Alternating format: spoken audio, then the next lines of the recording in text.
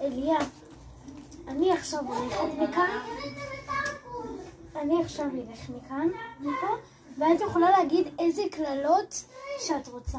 איזה מילים מסריחות שאת יודעת להגיד. למשל מטומטם, חרא, טוב? את יכולה להגיד מה שבא לך.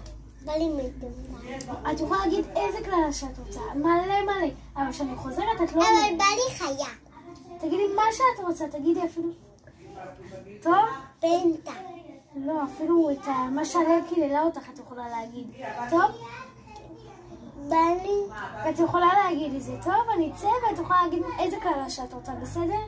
ביי. אבל לא.